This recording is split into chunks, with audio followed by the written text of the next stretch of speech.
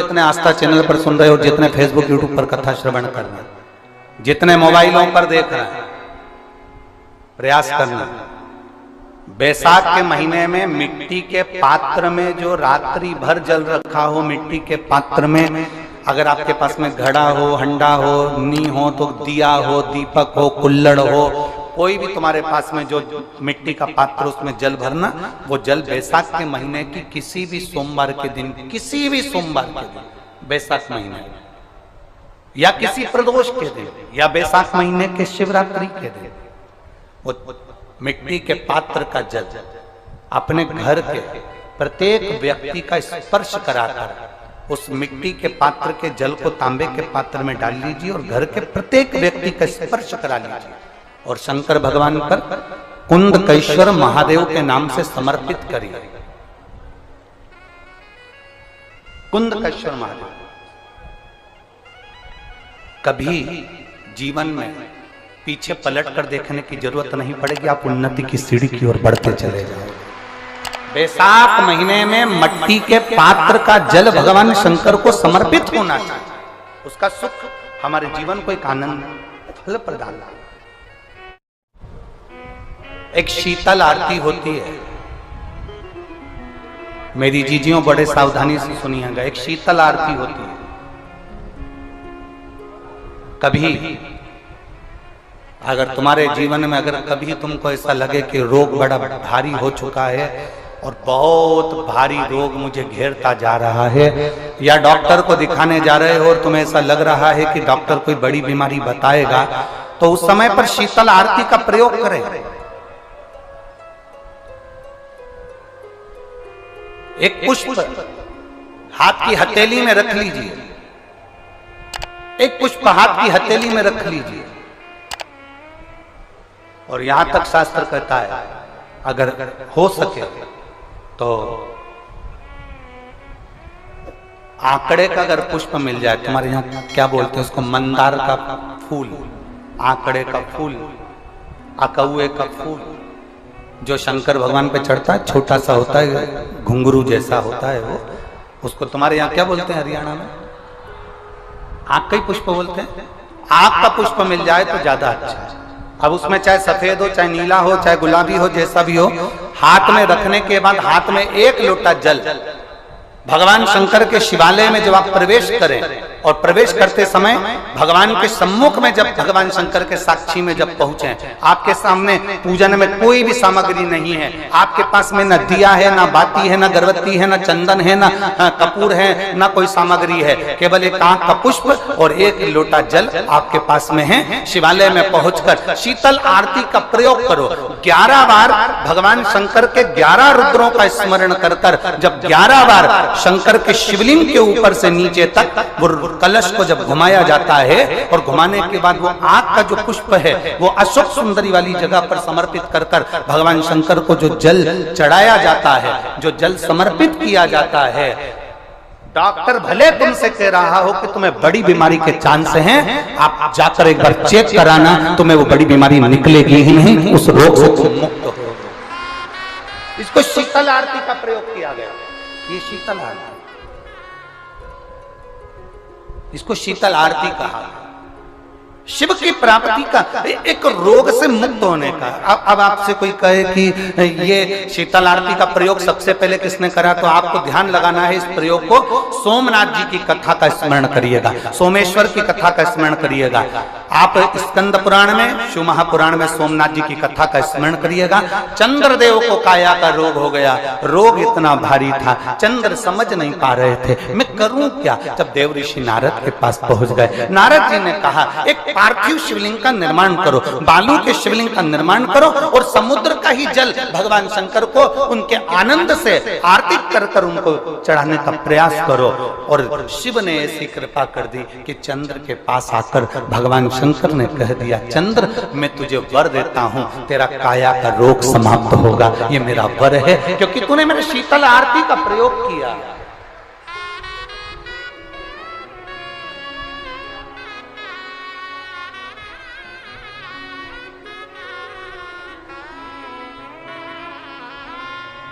मेरी जीजियों, दो चीजें बड़ा स्मरण में रखिएगा। एक, बैसाख महीने में मट्टी के पात्र का जल। अभी अभी क्या चल रहा है? फागुन। अभी क्या चल रहा है? फागुन। जब बैसाख का महीना आए ना,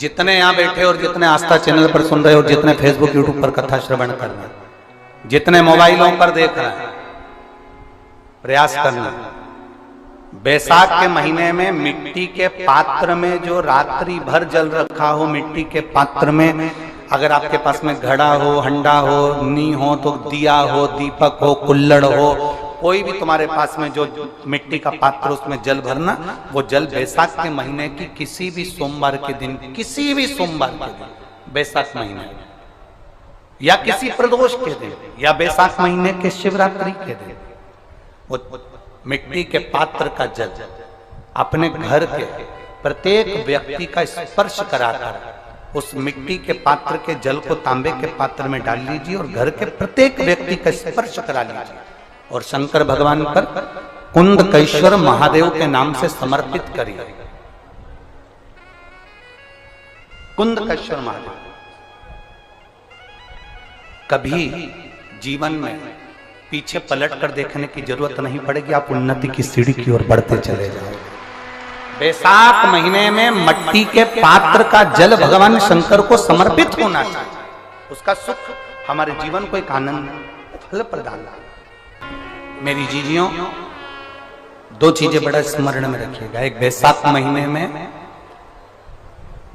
मट्टी के पात्र का जल।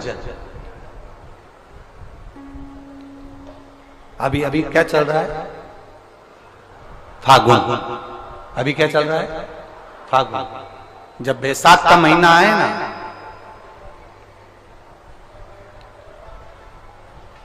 जितने यहां बैठे और जितने आस्था चैनल पर सुन रहे हो, जितने फेसबुक यूट्यूब पर कथा श्रवण कर रहे हैं, जितने मोबाइलों पर देख रहे हैं, प्रयास करना, बैसाख के महीने में मिट्टी के पात्र में जो रात्रि भर जल रखा हो, मिट्टी के पात्र में, अगर आपके पास में घड़ा हो, हंडा हो, नी हो, तो दिया हो, दीपक हो, कुल्लड़ हो, कोई भी तुम्हारे पास में जो मिट्टी का पात्र, उसमें जल भरना। वो जल बैसाख के महीने की किसी भी सोमवार के दिन, किसी भी सोमवार के दिन, बैसाख महीने या किसी प्रदोष के दिन, या बैसाख महीने के शिवरात्रि के दिन, वो मिट्टी के पात्र का जल अपने घर के प्रत्येक व्यक्ति का स्पर्श कराकर उस मिट्टी के पात्र के जल को तांबे के पात्र में डाल लीजिए और घर के प्रत्येक व्यक्ति का स्पर्श करा लीजिए और शंकर भगवान पर कुंदकेश्वर महादेव के नाम से समर्पित करिए। कुंदकेश्वर महादेव। कभी जीवन में पीछे पलट कर देखने की जरूरत नहीं पड़ेगी, आप उन्नति की सीढ़ी की ओर बढ़ते चले जाओगे। बैसाख महीने में मट्टी के पात्र का जल भगवान शंकर को समर्पित होना चाहिए। उसका सुख हमारे जीवन को एक आनंद फल प्रदान।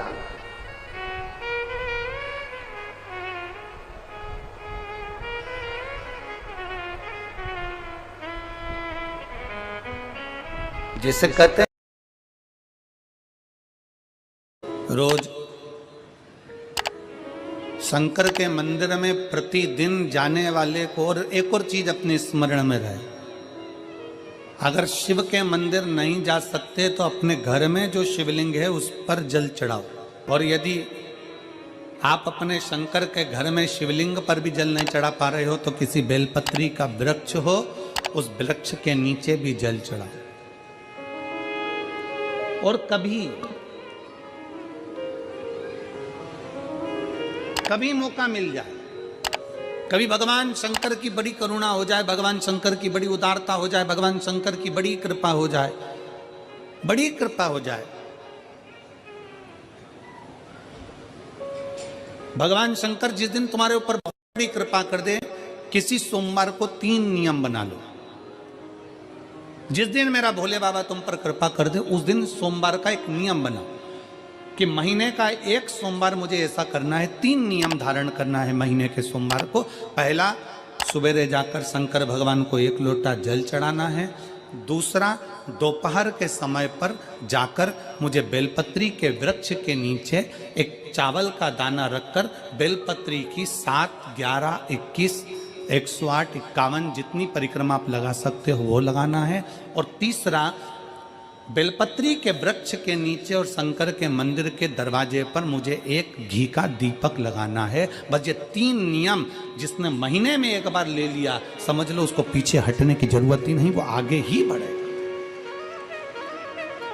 महीने के किसी एक सोमवार का ऐसा नियम बना लो कि मुझे 3 नियम धारण करना है। महीने के किसी भी एक सोमवार को, हम ये नहीं कहेंगे कि तुम सोमवार 5 पढ़ रहे हैं तो 5 को करो, 4 पढ़ रहे हैं तो 4 को करो, 3 पढ़ रहे हैं तो 3 को करो। तुम तो महीने का एक सोमवार का नियम बना। और मेरी जीजियों से, मेरी बेटियों से जो विदेश में रह रही हैं, जो कहीं बाहर रह रही हैं, कहीं बड़े शहर में रह रही हैं, जो रोज मंदिर नहीं जा सकते, हर किसी महीने के एक सोमवार को भी ये नियम निर्धारण करते, तो उनसे कहेंगे कि 3 महीने में एक सोमवार का नियम बना लो। 3 महीने में नहीं बना सकते तो 6 महीने में एक सोमवार का नियम बना लो। और 6 महीने में नहीं बना सकते तो 1 साल में एक सोमवार का ऐसा नियम बना लो कि मैं साल का एक सोमवार ऐसा रहूंगी कि सुबह सोमवार के दिन मंदिर में जाकर जल चढ़ाऊंगी, दोपहर में जाकर बाबा को एक अक्षत का दाना रखकर, अक्षत का मतलब है कि बाबा मेरी दिनों दिन उन्नति करना। बेलपत्री के वृक्ष के नीचे जो अक्षत रखा जाता है वो उन्नति के लिए रखा जाता है। शंकर के शिवलिंग पर जो अक्षत रखा जाता है वो रोग मुक्ति के लिए रखा जाता है। अशोक सुंदरी पर जो अक्षत रखा जाता है वो संतान प्राप्ति के लिए रखा जाता है। षडानंद कार्तिकेय की ओर जो अक्षत रखा जाता है वह हमारे बच्चों की सुख समृद्धि के लिए रखा जाता है। विनायक की ओर, गणेश जी की ओर जो अक्षत रखा जाता है वह हमारे घर में कोई मंगल कार्य आ जाए उसके लिए रखा जाता है। और जो पीठिका होती है जिस पे शिवलिंग रखा होता है, पार्वती जी का हस्तकमल, उस पर अक्षत रखा जाता है तो नारी के अखंड सौभाग्य के लिए रखा जाता है। अक्षत रखने का भी तरीका है। एक चावल का दाना कहाँ रखा जाता है, क्यों रखा जाता है, कैसे रखा। अब कई लोग कहते हैं गुरुजी ये शिव महापुराण में आप ये नियम बताते हो, तरीका बताते हो। हम तो उनसे कहेंगे डॉक्टर के पास जाओगे तो डॉक्टर भी गोली लिखकर ये नहीं कह देगा कि ये सारी गोली एक साथ खा जा। डॉक्टर भी कहेगा ये गोली सुबह खाना है, ये गोली शाम को खाना है, ये गोली दोपहर में खाना, ये गोली भूखे रहकर खाना। बोलो सही है कि गलत है। ये रात्रि को खाना खाने के बाद खा लेना, ये खाना खाने के पहले, ये नाश्ते के पहले। और सुनो ये दवाई, ये वाली पीछे वाली जो दवाई लो ना इसको दूध से लेना, ये वाली जो दवाई लो ना इसको पानी से लेना। और सुनो ये डब्बी है इसको पानी में मिलाकर फिर पीना। दवाई लेने का भी तरीका है, उसी तरह शिव महापुराण में एक एक अक्षत का भी तरीका है और एक एक बेलपत्री का भी तरीका है। अब मान लो कई लोग कहते हैं गुरुजी आप ये तरीका बताते हो शिव पुराण के माध्यम से, कई लोगों के मन में संशय जागता है, तो अगर हम एक साथ चावल चढ़ा दे तो उसका क्या तरीका है। तो हमारा निवेदन है डॉक्टर जो दवाई ले एक ही बार में निपटा जाए, एक ही बार में खा ले। दवाई एक बार में पूरी खा गए असर नहीं करेगी, इसमें डॉक्टर का कोई दोष नहीं है। उसने तो बताया था ऐसे लेना ऐसे लेना। और तुमने मैं डॉक्टर साहब ने पूछा दवाई पूरी ली, शाम की दवाई भूल गई थी, सवेरे की दवाई भूल गई थी, ये दवाई भूल गई थी। डॉक्टर कहेगा हमने तो नियम बताया था, तुमने नहीं खाई तो असर कहाँ से करेगी। तुम असर कब करती है जब हम पूजन के तरीके को जान जाएं, जब हम अर्चना के तरीके को जाएं। आप साल भर का एक सोमवार निकाल लो, 6 महीने का एक सोमवार निकाल लो, 3 महीने का एक सोमवार निकाल लो, महीने का एक सोमवार निकाल लो, अपने से दिल में बन जाए तो एक सोमवार ऐसा निकालो जिसके 3 नियम धारण हो। पहला, उसी सोमवार जिसको कर रहे हो उस दिन सुबह जल चढ़ाना। दूसरे, दोपहर के समय पर जाकर बेलपत्री के वृक्ष के नीचे एक चावल का दाना रखना। और परिक्रमा बेलपत्र की जितनी तुमसे बन जाए, जितनी तुम्हारे शरीर की कैपेसिटी हो, जितना तुम्हारा शरीर चलते बन जाए। हम तो ये भी नहीं कहते कि तुम भूखे रहकर भगवान का भजन करो, हम कभी नहीं कहते। हम तो यहां तक कहते हैं, हमारे पुष्टि मार्ग में यहां तक कहा गया कि वल्लभ कुल की एकादशी करो, भले बकरी जैसे चरो पर एकादशी करो। हम तो यहाँ तक कहते हैं कि बहुत समय से कल मेरी एकादशी है, एकादशी है, एकादशी है, एकादशी है, पूरे घर को हिलाकर रख दिया, एकादशी है, एकादशी, एकादशी है। बहू टेंशन में, बेटा डिप्रेशन में, पति पपीता ला ला के, सेव फल ला ला के, मूंगफली का दाना ला ला के, काजू कतली ला ला के, सेव फल ला ला के, और सारा सामान साबूदाना और खिचड़ी और ना चिप्स ना जाने क्या क्या ला ला के बेचारा पति एकादशी आती है वो नौमी से चिंता में पड़ जाता है।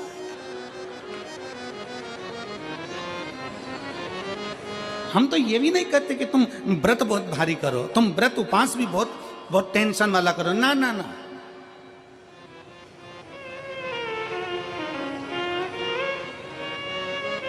अपने को व्रत उपास भी इतना बहुत बहुत भूखे रह रहे हो, बहुत प्यासे रह रहे हो, और मालूम पड़े कि भगवान हमें मिलेगा, भगवान हमें मिलेगा। भगवान कहता है कि देख भाई, मैं भी भूखा नहीं रहता, तू भी भूखा मत रहे, मैं भी चकाचक रहता हूँ, तू भी चकाचक रहे, मैं भी अपने। और भगवान शंकर तो ये भी कहते हैं कि अपना परिवार भी मत छोड़ो। मेरे पास में पार्वती भी, एक ही देवता है जो विद फैमिली मंदिर में बैठता है।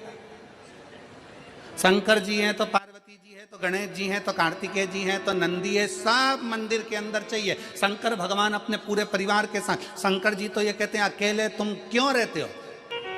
शिव जी की एक बात अपने ध्यान में रखना, कितनी सुंदर बात है शंकर भगवान की, बहुत ध्यान में रखिएगा।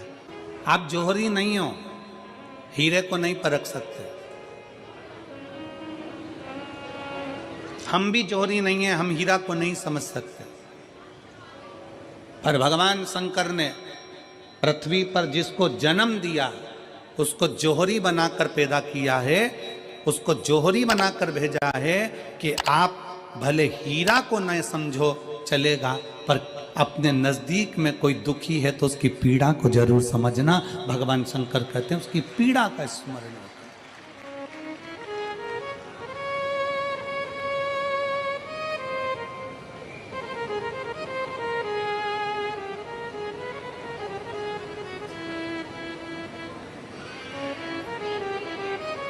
हीरा को समझो ना समझो, पर पीड़ा को जरूर समझिए। किसी के दर्द को जरूर समझिए, किसी के दुख को जरूर समझिए, किसी की तकलीफों को जरूर समझिए। पशुपतिनाथ का व्रत करते हो आप, 16 सोमवार का व्रत करते हो आप, संकट सोमवार का व्रत करते हो आप, शिवरात्रि का व्रत करते हो, सोमवार की अष्टमी का व्रत करते हो। उन व्रतों में सारे व्रत करो, मना नहीं है, पर उस व्रत में अपना पूर्ण समर्पण परमात्मा के प्रति रखो। केवल खाना छोड़ा है, अन्न छोड़ा है, भोजन छोड़ा है, और दिन में सुबह से लेकर शाम तक 2-3 बार तुमने कुछ ना कुछ पाया है, वो व्रत हो सकता है आपकी दृष्टि में, पर हमारी दृष्टि में व्रत कौन सा है। शिव महापुराण की कथा कहती है कि सुबेरे आपका व्रत चालू हुआ, दूसरे दिन ब्रह्म मुहूर्त तक जो आपका व्रत आपने रखा है, भगवान का जो व्रत कर रहे हो, उस व्रत में एक बात अपने अंदर उतार कर रखो कि इस दिन मैं अपने मोबाइल का त्याग करती हूँ, पूरे दिन मैं मैसेज नहीं पढ़ूंगी, मैं देखूंगी नहीं, मैं अपशब्द नहीं कहूंगी, मैं जानूंगी नहीं। दूसरा, आज के दिन मेरा व्रत है।